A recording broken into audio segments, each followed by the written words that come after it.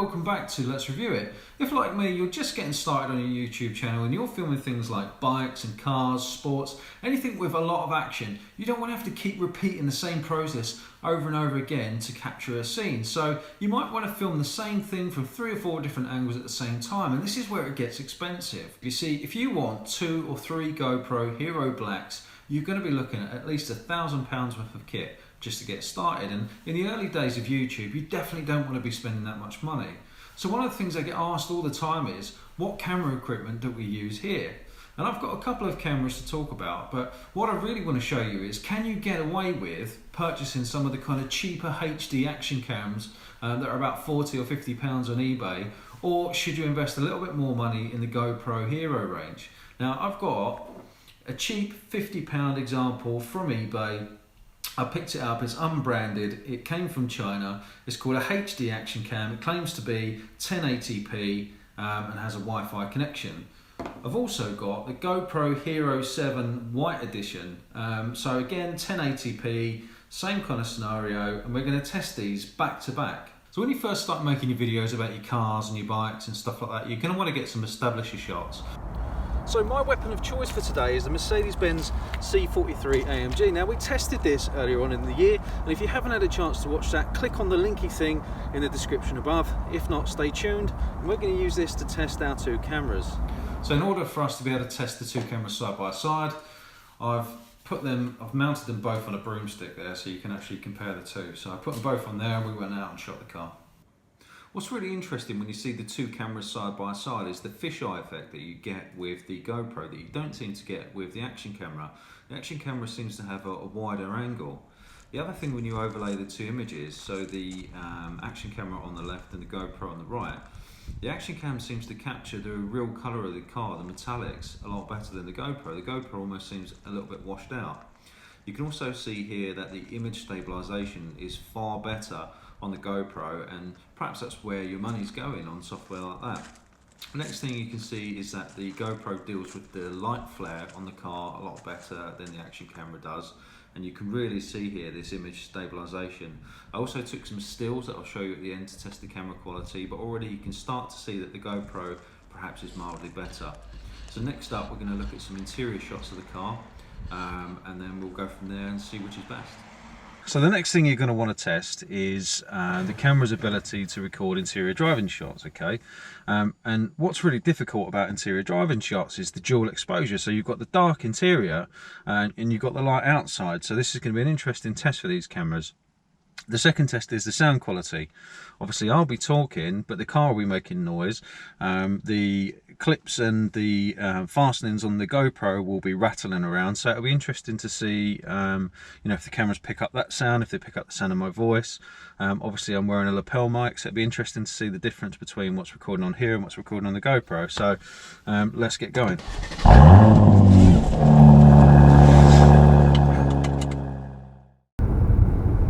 One of the best things about the C43 for me is the sound. So you push this little button down here and it gets angry.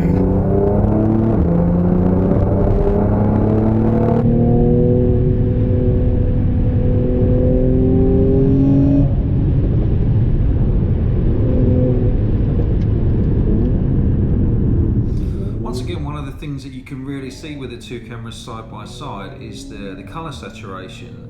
Surprisingly, once again, the GoPro seems a little bit washed out and the HD action cam is a little bit more real to life. But that's not to say that you can bring the colour out in some video editing software. It's just interesting to see.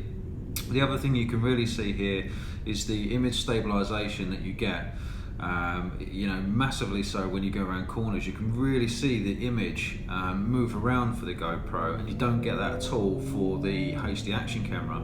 And actually what that does is it causes some effects on the sound quality. So the sound quality of the HD cam isn't quite as good as the microphone that's in the GoPro. Interesting.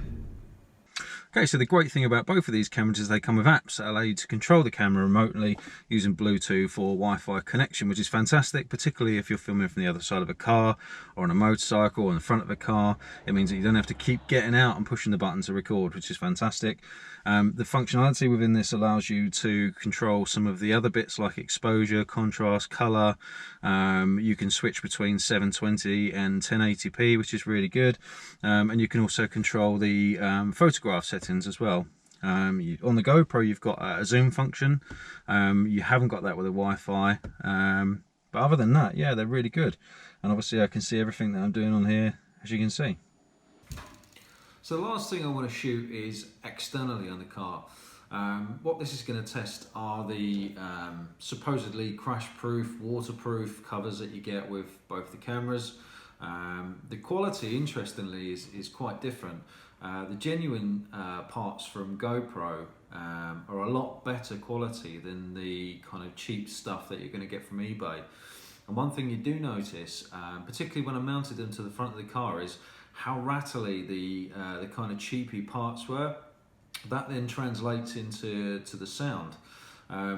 This is far more secure on the GoPro, and therefore you don't get all the kind of rattles and stuff like that coming through. So mounted them both to the front of the car and went for a spin, and this is the result.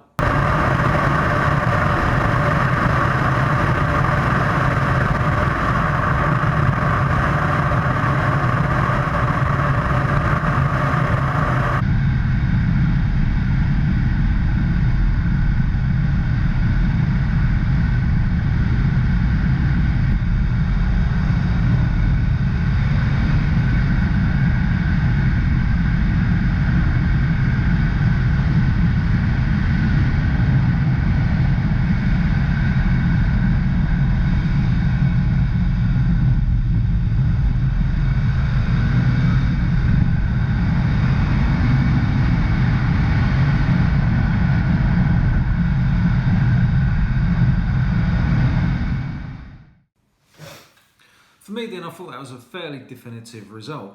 Obviously the GoPro costs £159 versus £49 for the action camera. And the action camera does all the basics that you would need for filming multiple angles in the same scenario. You might then have to spend a bit of time in your editing suite, color correcting and checking exposures and contrasts and stuff like that. But you might actually end up with a very similar result.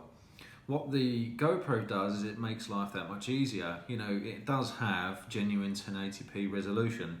It has a touch screen, which the HD action cam didn't have. It has really good image stabilization. The GoPro app's very intuitive and really easy to connect your phone to. The battery life was substantially longer, so again, that's probably where your money's going.